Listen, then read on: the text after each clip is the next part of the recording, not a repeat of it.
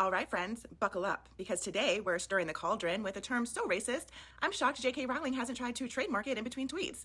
That's right, the term black magic has been used to paint non-European spiritual practices as evil and dangerous, so that colonizers could justify wiping them out. So let's talk about how all that happened. Surprise, it starts with white Europeans.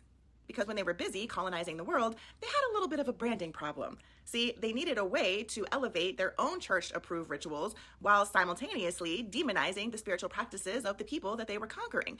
So their solution was simple: color coding. Now, the truly maddening part of it all is that the practices the Europeans called black magic weren't actually wildly different from what they were doing themselves.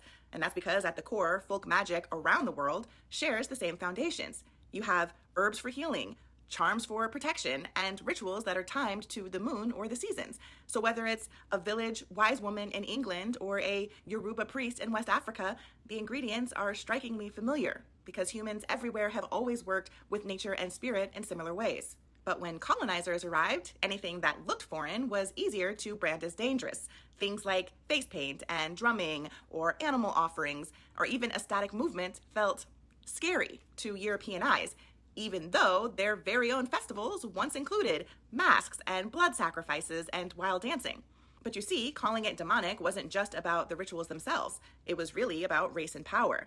Because if you demonize the healers and call their medicine dark, well, then you make it easier to erase them and replace them with missionaries. Really convenient, right? That same pattern is exactly why traditions like Santeria or Voodoo are still misunderstood and feared. Outsiders see the surface, so the music, the spirits, the offerings, and they automatically label it dark. I mean, they were conditioned to, instead of recognizing it as a living, sophisticated spiritual system.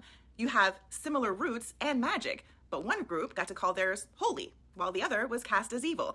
And that's how the script got flipped. And people today still toss around black magic like it's just spooky branding, like it belongs on a Halloween latte instead of a colonial propaganda poster.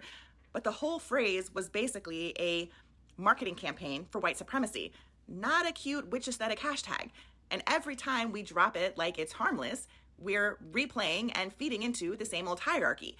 White equals good, black equals bad. Don't do that.